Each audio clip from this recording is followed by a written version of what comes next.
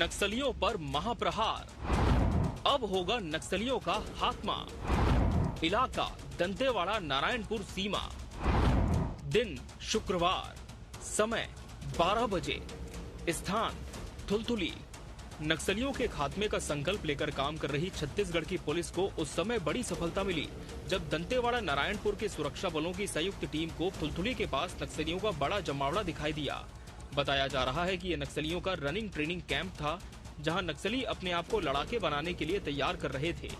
लेकिन उनकी ये तैयारी ज्यादा देर नहीं चल सकी और इनपुट मिलते ही करीब 12 घंटे की प्लानिंग कर अलग अलग दिशाओं से सुरक्षा बलों ने उस पूरे रनिंग कैंप को घेर लिया। फिर जवान मौके का इंतजार करने लगे जब सारे नक्सली खाना खाने के लिए एकत्रित होते हैं। समय था दोपहर 12 बजे का। किसी भी खतरे से अनजान नक्सली बेपरवाह थे। ऐसे में सुरक्षा बलों ने नक्सलियों को निशाना बनाया। सुरक्षा बलों के जवानों ने एक बड़ी सफलता हासिल की है। ये आप जो 100 देख रहे हैं, ये बस्तर को लाल करने वाले 100 हैं। इनको आज बस्तर के लाल ने मिट्टी में मिला दिया है। ये आप देख सकते हैं 31 डेड बॉडी हैं, ये नक्सलियों की डेड बॉडी हैं। इनमें 15 जो नक्सली हैं उनकी पहचान हो चुकी है। 25 लाख के इनामी नक्सली, नीति जो नक्सली लीडर है, उनको मारने में सफलता जवानों को मिली है। डीवीसीएम है, एचजेडसी है, ऐसे कई ऐसे इनामी हैं। 9-8 लाख रुपए के इनामी नक्सली हैं जो इस मुठभेड़ में शामिल थे, जिनको जवानों ने मार गिराया है। सुरक्षा बलों की मौजूदगी और हमले के बाद नक्सलियों ने भी मोर्चा संभाल लिया और रह रहकर दोनों ओर से गोलीबारी का सिलसिला जारी रहा। 12 बजे से शुरू हुई मुठभेड़ करीब 6 से 8 घंटे चली। दोनों ओर से गोलियां चलती रही, लेकिन पहले से पोजीशन बनाकर तैयार सुरक्षा बलों के आगे नक्सलियों की एक न चली और नक्सली धीरे धीरे ढेर होने लगे। पूरे कैंप पर सुरक्षा बल टूट पड़े और अब तक का सबसे बड़ा ऑपरेशन सफल हुआ। इस ऑपरेशन में 36 नक्सली ढेर हुए, 31 का शव बरामद हुआ, 2 जवान घायल हुए, आधुनिक हथियार मिले, कई ऑटोमेटिक हथियार मिले। मारे गए नक्सलियों में कई इनामी नक्सली शामिल रहे। जिला दंतेवाड़ा नारायणपुर का सीमावर्ती दक्षिण बुजमठ क्षेत्र में तुलतुली, गवाड़ी, नेंदूर इस इलाके में मौद्रिक उपस्थिति का सूचना के आधार पर DRG Dantewada, DRG Narayanpur, STF बल अभियान के लिए रवाना किए गए थे। अभियान के दौरान कल दिनांक 4 तारीख को लगातार अनेक बार मुठभेड़ हुई थी। मुठभेड़ के पश्चात अब तक कुल 31 माओवादियों की डेड बॉडी रिकवर की गई थी। आर्म्स एम्यूनिशन के हिसाब से देखा जाएगा LMG, SLR, AK-47 मिसाइल्स, 303 इस प्रकार के अनेक ग्रेनेड वेपन्स भी रिकवर की गए थे और लगातार अभी सर्चिंग जारी है। सर्चिंग पूर्ण होने के बाद हम और विस्तार से डेटा अपडेट करेगा।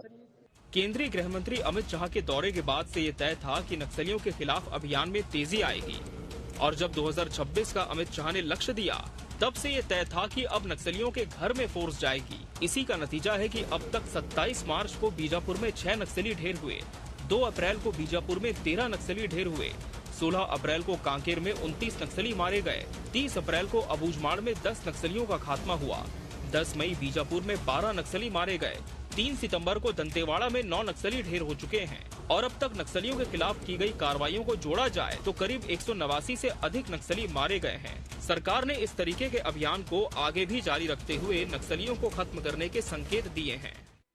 माननीय अमित शाह जी 9 महीने में 2 बार नक्सलवाद को लेके छत्तीसगढ़ आ चुके हैं और उनका संकल्प है कि मार्च 2026 तक पूरे देश से नक्सलवाद समाप्त हो जाए और उनकी सोच के अनुरूप हमारे जवान यहाँ छत्तीसगढ़ में भी मुकाबला करें। कल दिन भर चले मुठभेड़ में हमारे डीआरजी नारायणपुर, डीआरजी दंतेवाड़ा और एसटीएफ के फोर्सेस थे। नक्सलियों की बड़ी संख्या वहाँ थी। उनका कंपनी नंबर 6 था और प्लाटून नंबर 16 वो दोनों साथ चलते थे बीजापुर, नारायणपुर और दंतेवाड़ा के बॉर्डर एरियाज में। और वहाँ पर ये जो बड़ा ऑपरेशन हुआ है जिसमें अब तक 31 शव बरामद हो चुके हैं, मैं सोचता हूँ कि ये बहुत बड़ा ऑपरेशन है, आज तक का सबसे बड़ा छत्तीसगढ़ का ऑपरेशन। एक समय था जब नक्सलियों के द्वारा जवानों को मारे जाने की खबरें आए दिन आती थीं, लेकिन अब रणनीतिक बदलाव और मजबूत इरादे के साथ मैदान में लड़ रही फोर्स ने इस धारणा को बदला है और रोज अब नक्सली या तो ढेर किए जा रहे हैं या फिर उनका समर्पण हो रहा है।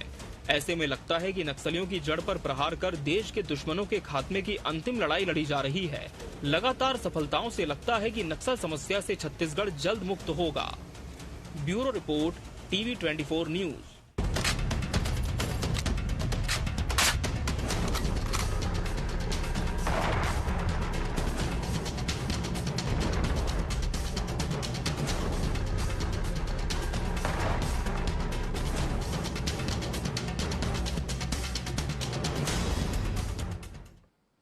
नमस्कार, मैं हूं मोहन तिवारी। आज के मुद्दे में आपका स्वागत है और आज का मुद्दा आधारित है सबसे बड़े ऑपरेशन की सबसे बड़ी सफलता पर। और इसीलिए हम कह रहे हैं कि ये जो अंतिम रण है वो खात्मे के प्रण की वजह से हमें देखने को मिल रहा है। पिछले दिनों जब केंद्रीय गृह मंत्री आए थे तो इस बात के संकेत मिले थे कि पाताल में भी नक्सली होंगे तो उन्हें वहां से निकाल कर मारा जाएगा, और वही कुछ हो रहा है। पिछले 3 महीने के जो आंकड़े हमने बताए उससे पता चलता है कि सरकार की नीति कैसी है, फोर्स कैसे जमीन पर काम कर रहा है और नक्सली कैसे ढेर हो रहे हैं। और इसीलिए हम कह रहे हैं कि ये अंतिम रण है और इस अंतिम रण में नक्सलियों को खत्म करते हुए जवान हमें दिखाई दे रहे हैं। तो इस बड़ी सफलता पर आज चर्चा करेंगे। मिल लेते हैं उन मेहमानों से जो इस चर्चा में हमारे साथ रहेंगे। हम बहुत स्वागत करेंगे हमारे साथ इस पूरे मामले में नक्सल मामलों के जानकार, लंबे समय से बस्तर में काम करने वाले मिथिलेश मिश्रा जी हैं। बहुत स्वागत है हम करते हैं उनका। इसके अलावा हमारे साथ बीजेपी का पक्ष रखने के लिए हमारे साथ मौजूद है सुनील चौधरी जी, बहुत स्वागत करेंगे आपका। और कांग्रेस का पक्ष रखने के लिए हमारे साथ अधिवक्ता और कांग्रेस के प्रवक्ता मौजूद हैं अमित श्रीवास्तव जी, बहुत स्वागत करेंगे आपका। तो तीनों मेहमान हमारे साथ मौजूद हैं और ये पूरी सफलता रणनीतिक रूप से जमीन पर जो रणनीति उतरी उसके कारण हुई है। तो पहले मिथिलेश जी से समझने की कोशिश करते हैं। मिथिलेश जी, ये कांग्रेस और भाजपा की तो बातें अपनी जगह रहेंगी, पर क्या लग रहा है कि जो पहले नहीं होता था वो अब हो रहा है और इतनी बड़ी बड़ी सफलताएं मिल रही है। जवानों के हताहत होने की जो खबरें हमें मिलती थी वो तो गुम सी हो गई हैं, केवल नक्सली मारे जा रहे हैं। देखिए, 2014 में केंद्र में नरेंद्र मोदी की सरकार आने के बाद नक्सल समस्या को एक अंदरूनी समस्या ना मानते हुए इसको एक राष्ट्र विरोधी समस्या माना गया।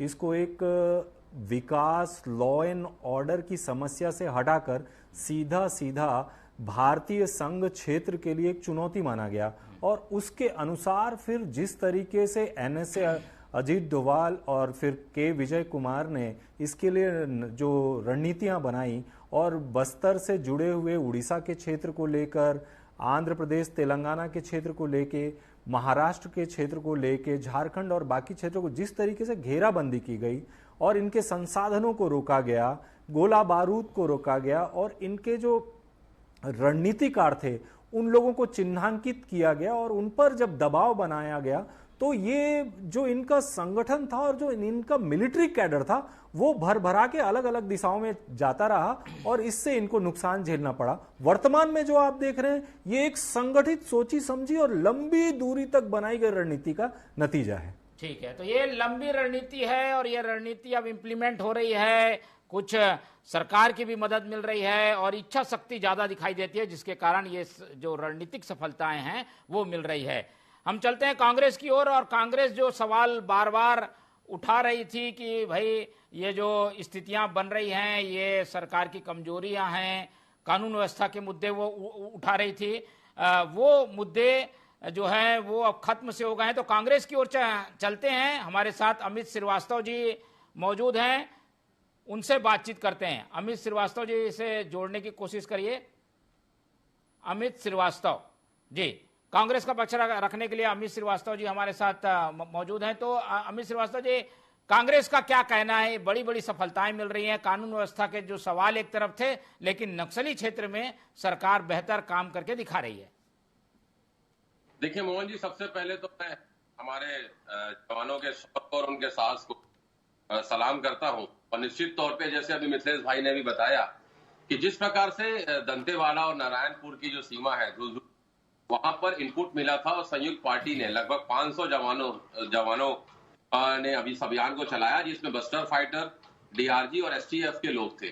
और लगातार जिस प्रकार से मोहन भाई हमने देखा है कि इनपुट मिलने के बाद ऑफिसर ने 4 घंटे पहले प्लानिंग की और वेट किया कि जब नक्सली उनको जो इकट्ठा थे कि उनके खाने के समय जिस प्रकार हो जाए तो उस समय वो उन पे हमला करेंगे। और निश्चित तौर पे ये रणनीति भी आई। लेकिन मैं फिर कहना चाहता हूं कि जो अभी आपके चैनल ने बताया कि एक जवान हमारा घायल हुआ है, तो उसके शीघ्र अतिशीघ्र हमारे जवान जो हैं उनके स्वस्थ होने की ईश्वर से मैं कामना करता हूं, जल्द वो स्वस्थ हो जाए, रिकवर कर जाए। ठीक है, आज के मामले में तो कोई राजनीति नहीं है, कोई राजनीतिक चश्मे से तो कांग्रेस नहीं देख रही है, कोई फर्जी मुठभेड़ जैसी बातें तो नहीं कह देगी कल प्रेस कॉन्फ्रेंस में कांग्रेस। देखिए, मैं सबसे पहले मोहन भाई बता दूं कि ये जो बस्तर में और छत्तीसगढ़ में हम लोग जो पलवाद का दंड झेल रहे हैं, निश्चित तौर पे आप ये मानिए कि सालों से लहूलुहान जो हमारा बस्तर है लाल आतंक से परेशान था और बस्तर में शांति स्थापित करने के लिए लगातार हमारी सरकार ने भी प्रयास किया। और आपको याद होगा 21 अप्रैल में जब 2021 के देश के गृह मंत्री जी आए थे, उन्होंने कहा था कि दोनों सरकारें मिलकर काम कर रही हैं। तो निश्चित तौर पे जिस प्रकार से अभी एक योजना बना के किया जा रहा है, मुझे लगता है कि फोर्स की अब तक की सबसे बड़ी ये सफलता है। और आपने कहा कांग्रेस आरोप लगाती है, तो मैं आपकी इस बात का इत्तेफाक नहीं रखता। जब हमारी कांग्रेस की बनाई हुई कमेटी उस गांव में जाती है और वहां के लोग जब आरोप लगाते हैं कि यहाँ के स्थानीय लोगों को मारा गया है, हम वो प्रश्न उठाते हैं। तो और विपक्ष के होने के नाते हमारा यह धर्म भी है। लेकिन मैं फिर आपको बता दूं कि छत्तीसगढ़ में स्टेट मल्टी एजेंसी सेंटर, जिसे स्मैक कहा जाता है, उसके तहत लगभग अभी तक कार्रवाई हुई है। और मैं फिर अपने जवानों को, उनके शौर्य को, उनके साथ को प्रणाम करता हूं और निश्चित तौर पे उनको इस पे बधाई भी देता हूं। लेकिन मैं फिर कहना चाहता हूं कि लगातार राजनीति से ऊपर उठ के हमें सोचना चाहिए। और ये समस्या राष्ट्रीय समस्या के साथ साथ हम छत्तीसगढ़ के 3 करोड़ लोग जनता ये चाहती है कि जल्द से जल्द बस्तर में शांति स्थापित हो। ठीक है, जल्द से जल्द शांति स्थापित हो, इस ओर प्रयास है, वो दिख भी रहा है।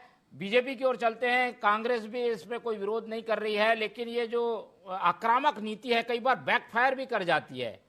क्या बार बार किसी को हैमर करना, मारना, इसका नुकसान भी हो सकता है? बीजेपी कुछ इस बारे में सोचती है क्या, सुनील चौधरी जी? जी राम राम, जय जोहार, जय छत्तीसगढ़।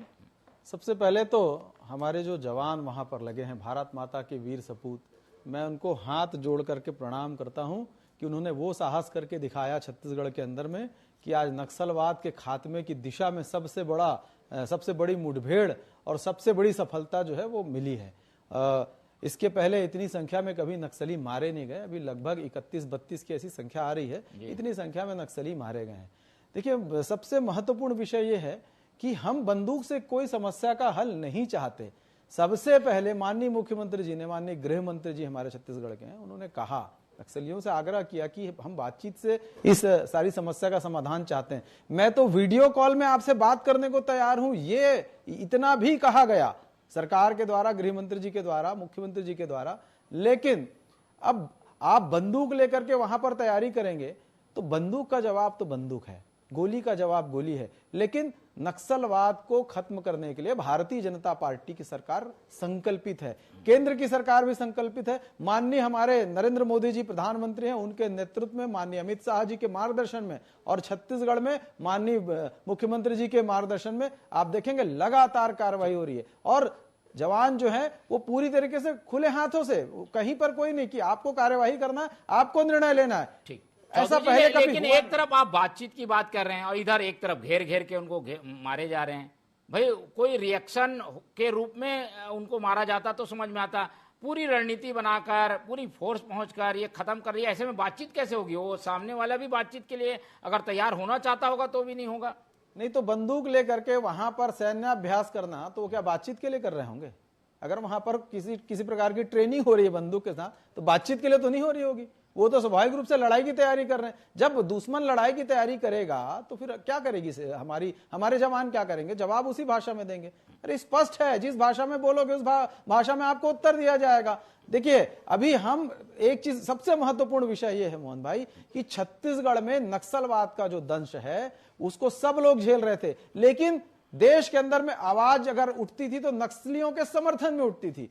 मैं तो इस पहली बार देखा हूं कि नक्सलवाद से पीड़ित लोग माननीय राष्ट्रपति जी से भी जाकर के मिले हैं, माननीय केंद्रीय गृह मंत्री श्री अमित शाह जी, जो कि लगातार इस मामले को लेकर के गंभीरता से बातें कर रहे हैं और कह रहे हैं कि 2026 मार्च समाप्त कर देंगे। उन्होंने नक्सल पीड़ित लोगों के साथ भोजन किया, बैठे, सारी बातचीत हुई है। उसके बाद मोहन भाई, मैं तो दिल्ली तक नहीं पहुंच पाया, लेकिन प्रेस क्लब में जहां पर आप भी थे, सारे लोग यहां पर आए थे, हम लोग सब लोग सुने हैं ना वहां बैठ करके, उनकी आप बीती सुने। मोहन भाई, कोई ऐसा व्यक्ति होगा जिसकी आंख में आंसू ना आया उस दिन उनकी जो आप बीती सुनाने के बाद? सारे लोगों की आंखें नम थी। ये आवाज है छत्तीसगढ़ के लोगों की, ये आवाज है छत्तीसगढ़ के जनता की, जिसको दबा करके रखा गया था, और ये दबी आवाज आज फिर से बोल रही है। यही आवाज छत्तीसगढ़ की असली आवाज है। आप ये मत देखिए कि नक्सलवादी जो मर रहे हैं या किसी की मृत्यु हो रही, उसको बेजबरन किसी को तो नहीं मार रहे हैं, जो बंदूक लेकर के आ रहा। लेकिन उन ग्रामीणों का क्या, जो जिनके बाल बच्चे मार दिए गए, जिनके पिता मार दिए गए, जिनके पुत्र मार दिए गए, अरे बॉल उठा करके खेलने का है समझ करके पटका, बम ब्लास्ट हो गया।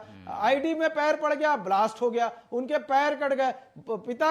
पिता के सामने पुत्र की हत्या हो रही है, पुत्र के सामने पिता को कुल्हाड़ी मार मार करके उसको ठीक है। तो एक नीति बनाकर सरकार, बिल्कुल बिल्कुल मुक्ति चाहिए ना छत्तीसगढ़ को, इससे मुक्ति चाहिए ना देश को, यही तो भाजपा की सरकार कर रही है। इस समय पक्ष और विपक्ष सबको मिलकर के काम करना पड़ेगा।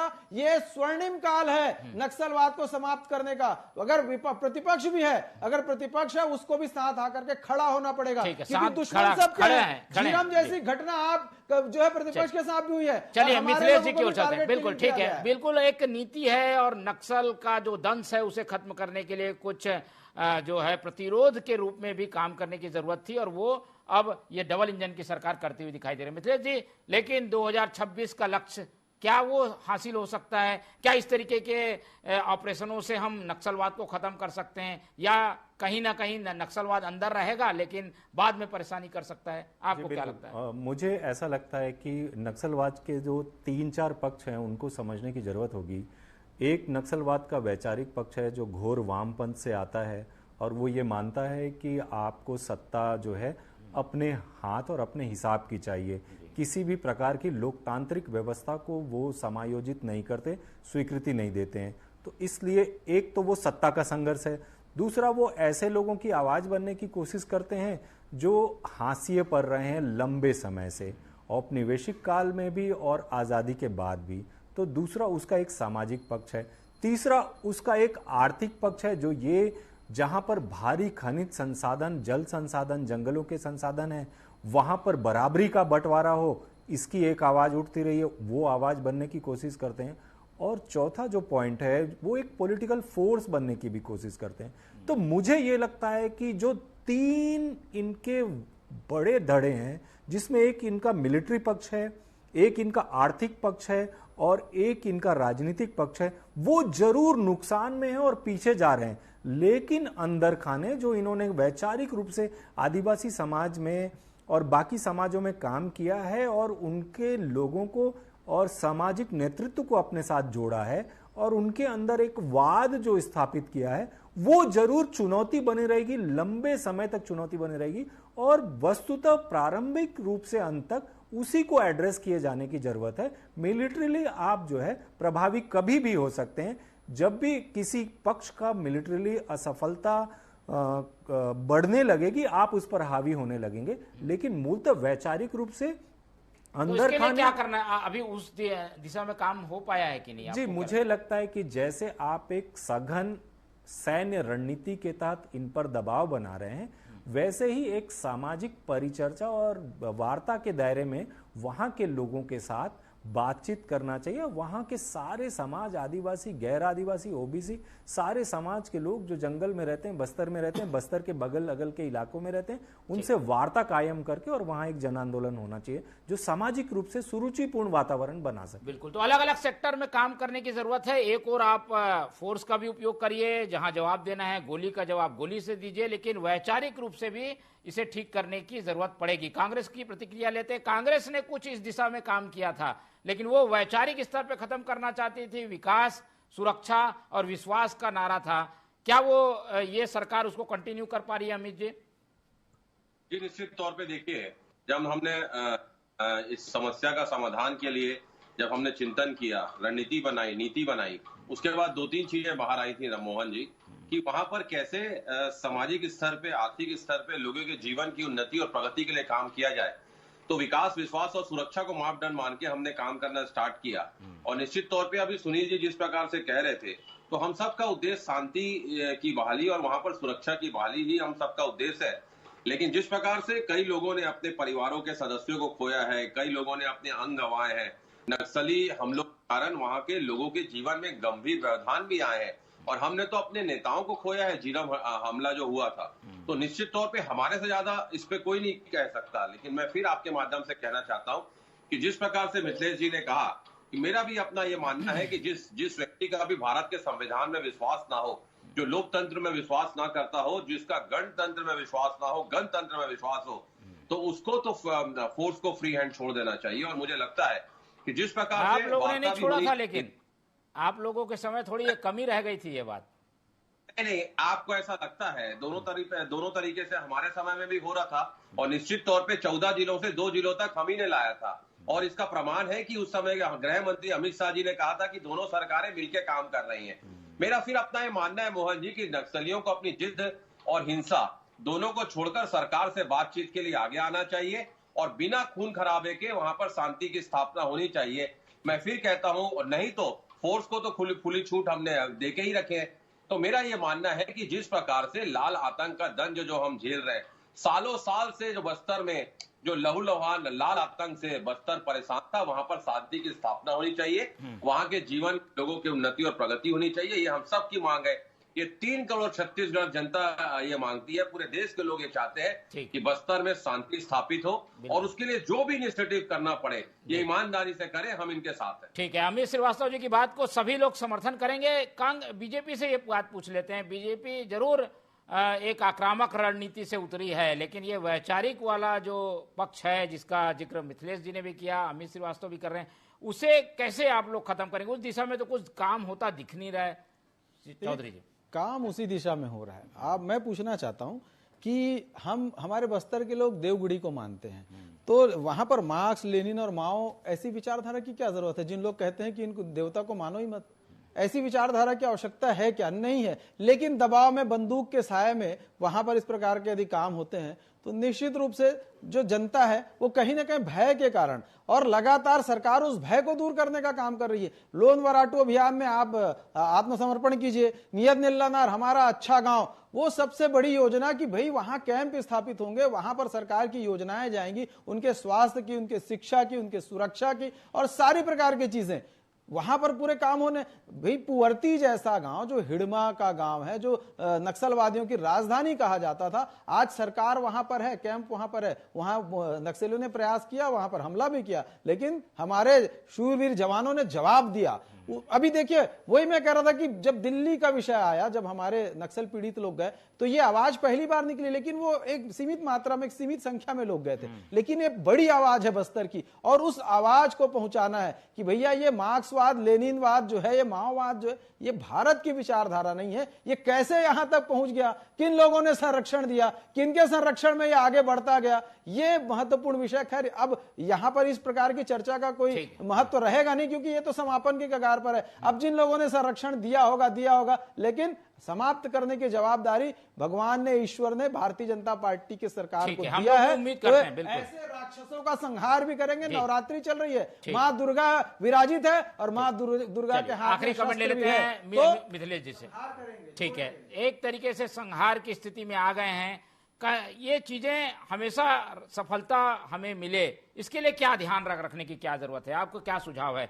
ये कई बार जो है कैजुअलिटी जवानों की भी हो जाती है, इसको खास ध्यान रख के कैसे काम किया जाए कि सफलता मिलती रहे? देखिए, आर्मी और पैरामिलिट्री का, डीआरजी का और पुलिस का ऑपरेशंस को लेके हमेशा एक प्रोटोकॉल बना होता है जो कि मैंडेटरी है, किसी भी तरीके से उसका पालन होना चाहिए, कभी भी उसमें चूक नहीं होनी चाहिए। और अगर ये चूक नहीं होगी और आप जब असफल नहीं होंगे तो निरंतर क्रम में आपकी सफलताएं बढ़ती जाएंगी। तो पुलिस को और दूसरी पैरामिलिट्री फोर्सेस को बहुत ही गंभीर रूप पर इस पर स्थापित रहना चाहिए और साथ ही साथ ऐसे कदम उठाने चाहिए कि सरेंडर्स अधिक से अधिक हो, लोग सामने आए, आपसे बात करें और उनका समाधान हो। लेकिन आपके ऑपरेशंस के दौरान बहुत गंभीरता से और काफी एहतियात से ऑपरेशंस को डिजाइन करना चाहिए। काफी इंटेलिजेंस का इनपुट कई लेयर पे होना चाहिए, आपके हथियार और बेहतर होने चाहिए और ज्यादा से ज्यादा अंदरूनी इलाकों में जो इनकी पहुंच है उस तक आपको भी पहुंच जाना है। इससे जो दबाव बनेगा वो कई बार बिना सशस्त्र संघर्ष के ही वो आपको लाभ दे जाएगा। तो मैं ये मानता हूं कि फोर्स को एहतियात रखना चाहिए और इस पर कायम रहना चाहिए, अपने कैंप्स को हमेशा अलर्ट पर रखना चाहिए, अपने कैडर्स को भी। ठीक है, तो हर तरीके से अपने आप को सजग रखने की जरूरत है, कुछ सावधानियां भी जरूरी है इस तरीके के अभियानों में। हालांकि अभी सफलताएं मिल रही हैं, लेकिन नक्सलवाद को केवल लड़कर खत्म नहीं किया जा सकता, उसे वैचारिक स्तर पर भी खत्म करना होगा। उम्मीद है इस तरीके की बातों को सरकार भी समझती होगी, जो लोग इस पूरे मामले को संभाल रहे हैं वो भी समझते होंगे, तो उस स्तर पर भी काम हो रहा होगा। तो आज की चर्चा ही खत्म करते हैं। हमारे साथ इस पूरी चर्चा में अमित श्रीवास्तव जी जुड़े, उनका धन्यवाद। हमारे साथ सुनील चौधरी जी थे, उनका धन्यवाद। और मिथिलेश मिश्रा जी ने अपना कीमती समय दिया, उनका भी बहुत बहुत धन्यवाद। तो तीनों मेहमानों का धन्यवाद करते हुए आज की ये चर्चा ही खत्म करते हैं और आप लोग से रखते हैं उम्मीद कि आप लोग देखते रहेंगे TV 24। रखिए अपना बहुत ख्याल। नमस्कार।